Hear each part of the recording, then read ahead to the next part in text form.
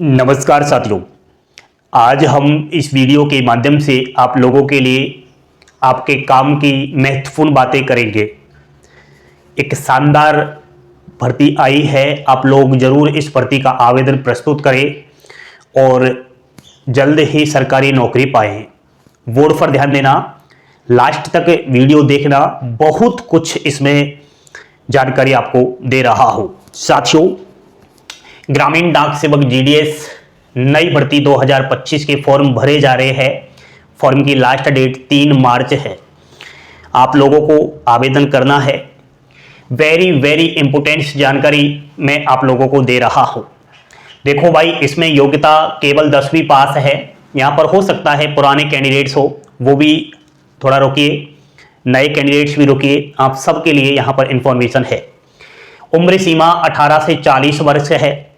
छूट है आरक्षित वर्गों को, जैसे कि ओबीसी को 3 वर्ष की छूट है, 40 + 3 43। एससी एसटी को 5 साल की छूट है, 45 वर्ष। फीमेल को भी 5 साल की छूट है। पीडब्ल्यूडी कैटेगरी को 10 साल की छूट है।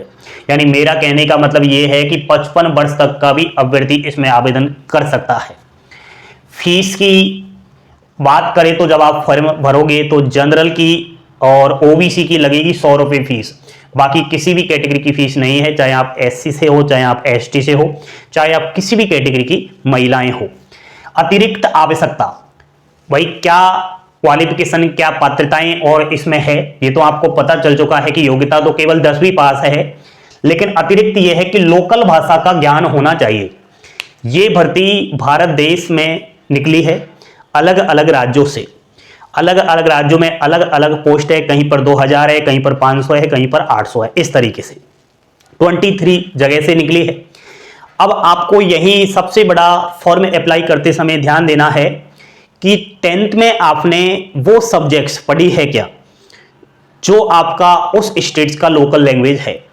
जैसे कि मैं उदाहरण के लिए बताऊं, यूपी, बिहार, मध्य प्रदेश, हरियाणा, राजस्थान, दिल्ली, झारखंड, छत्तीसगढ़, यहां पर क्या है, हिंदी है और भी और है।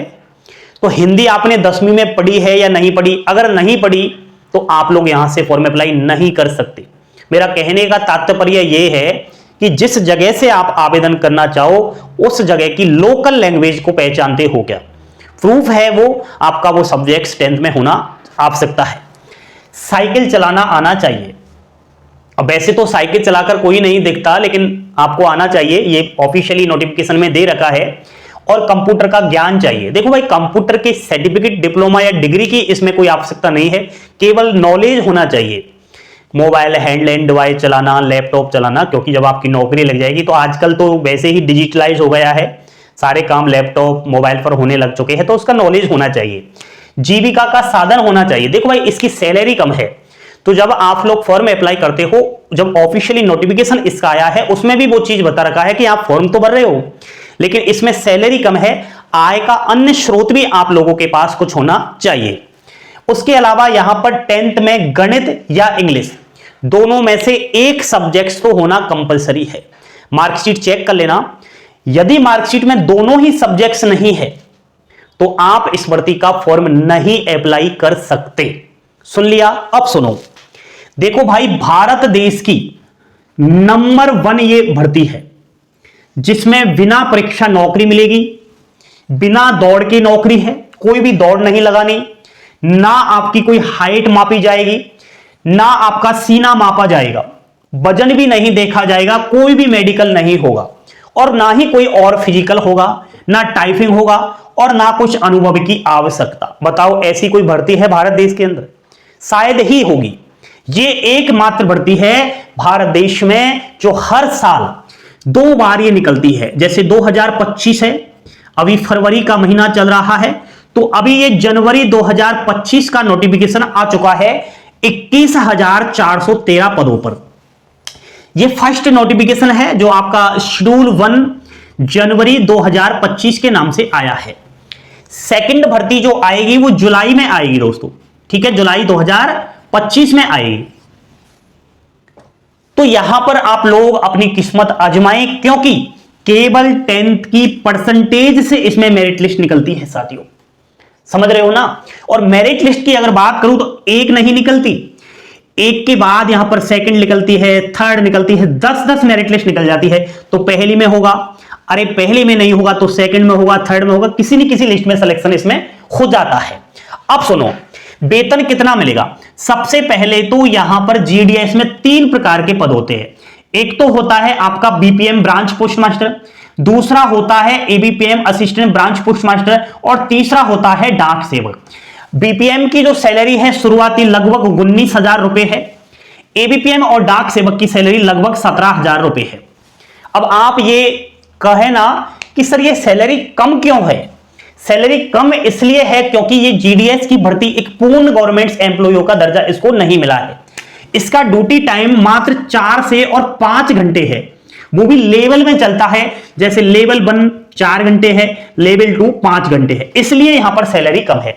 बाकी गवर्नमेंट एम्प्लॉइयों का ड्यूटी टाइम लगभग 8 घंटे रहता है ना, इनका मात्र 4 घंटे है, तो 4 घंटे में तो इतनी ही सैलरी मिलेगी ना।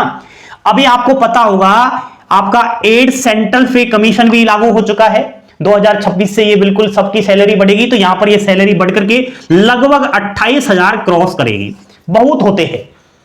ठीक है, नेक्स्ट बात करूं काम क्या रहेगा। तो देखो भाई, बीपीएम के पद पर अगर आपकी नौकरी लग जाती है तो आपका काम ऑफिस वर्क रहेगा। भारतीय डाक विभाग की जो चिट्ठियां आती है उनको संभालना, बैंक के आजकल बैंकिंग सुविधाएं भी पोस्ट ऑफिस में हो गई है तो उनका देखरेख करना, और एबीपीएम और डाक सेवक का काम रहता है डाकों की चिट्ठियों की जो डाक की चिट्ठियां आती है उनको घर घर पहुंचाना, इधर उधर से पोस्ट ऑफिस में लेन देन करना। यहां पर आप तीनों पद के लिए आवेदन कर सकते हो। भाई आपको लगता है कि मैं बीपीएम के लिए आवेदन कर सकता हूं तो कर सकते हो। फॉर्म अप्लाई करते समय आपको पोस्ट प्रेफरेंस में देना पड़ता है कि मैं पहले बीपीएम को लेता हूं फिर बाद में एबीपीएम डाक सेवक को लेता हूं। इस तरीके से काम की बात हो गई। पोस्टिंग, दोस्तों पोस्टिंग वहां मिलेगी जहां से आप अप्लाई करोगे। मान लिया जाए आपने अप्लाई किया है बिहार से, और बिहार में किसी डिवीजन से अप्लाई कर दिया और उस डिवीजन में किसी ब्रांच ऑफिस में आपका नंबर आ गया तो वहीं आपकी नौकरी रहेगी, और लगभग 2 साल तक तो आप वही काम करोगे। 2 साल तक कहीं भी आपका ट्रांसफर नहीं होगा। समझ रहे हो ना, जहां से अप्लाई करोगे वहां नौकरी लगेगी। दूसरा ड्यूटी मैंने बता दिया 4-5 घंटे की रहेगी, शानदार नौकरी है, कोई दिक्कत वाली बात नहीं है। दूसरा जॉब की तैयारी भी आप लोग कर सकते हो क्योंकि यहां पर समय है आपके पास, केवल 4-5 घंटे एक as a part time as समझ सकते हो, और आप और भी बड़े पद के लिए कंपटीशन एग्जाम्स की तैयारी कर सकते हो। ये उनके लिए है जिसको आज सख्त रोजगार की आवश्यकता है। ठीक है, वो कहीं ना कहीं घर वालों पर डिपेंड है पैसे मांगने के लिए, वो सेल्फ कहीं ना कहीं हो जाएगा। दूसरा, यहां पर कितना % में फॉर्म भरना चाहिए। देखो भाई, यहां पर मैं बता देता हूं कि 21,413 वैकेंसी आई है, लगभग 17 लाख अप्लाई करने वाले हैं बच्चे। नौकरी तो मात्र 21,413 को ही मिलेगी ना। तो देखो भाई, इसमें फीस भी मैंने बता दी है कि जनरल की 100 रुपए है, ओबीसी की 100 रुपए, ईडब्ल्यूएस की 100 रुपए। तो देखो भाई, आप 100 रुपए व्यर्थ ना गवाए, पहले ही कह देता हूं। यदि आप हिंदी सर्कलों से अप्लाई करते हो तो आपके 80% प्लस होने चाहिए। अदर लैंग्वेज वाले अभ्यर्थी अगर है, अदर लैंग्वेज वाले सर्किल बहुत सारे हैं तो वहां देखना पड़ेगा आपको। मैंने वीडियो बना रखा है कि कौन कौन से हिंदी लैंग्वेज है, कौन से अदर लैंग्वेज है। यहां तो आपके 33% है ना, तो भी अप्लाई कर सकते हो। जनरल वालों की बात की है।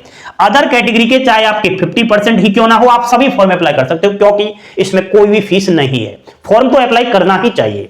नेक्स्ट, ट्रांसफर इसमें हो सकता है क्या? बिल्कुल साथियों, आप 2 साल बाद अपना ट्रांसफर करवा सकते हो। ऑनलाइन ऑफलाइन दोनों माध्यमों से ट्रांसफर होता है। प्रमोशन के चांसेस है क्या? बिल्कुल है। आप अगर 3 वर्ष नौकरी कर लेते हो तो आपकी डायरेक्ट एमटीएस मल्टीटास्किंग स्टाफ के पद पर सिलेक्शन हो जाएगा, वही पोस्ट ऑफिस में। ठीक है। नेक्स्ट, ये सरकारी नौकरी है क्या? बिल्कुल, ये 100% गवर्नमेंट नौकरी है, प्राइवेट नहीं है। स्थायी है या अस्थायी? ये स्थायी है, कोई ऐसा नहीं कि संविदा बेस पर हो, कॉन्ट्रैक्ट बेस पर हो, स्थायी है। ठीक है, तो ये है बीबीआईफी, ये है वेरी वेरी इंपोर्टेंट जानकारी। आप लोग आवेदन करें, आवेदन करते समय कोई भी गलती ना करें। हमने वीडियो बनाया है कैसे आवेदन करना है, अभी और भी आपको मैं देता रहूंगा जानकारी, किस सर्किल से अप्लाई करें, किस डिवीजन से अप्लाई करें, कहां का कट ऑफ ज्यादा रहता है, कहां का मीडियम रहता है, सब कुछ आपको बता रहा हूं एक एक करके, स्टेप बाय स्टेप। लगातार मैं पल पल की अपडेट आपको दे रहा हूं। आप इस चैनल पर जितनी भी वीडियो आए उनको देखा करो और शेयर किया करो। थैंक यू, धन्यवाद। जय हिंद, जय भारत।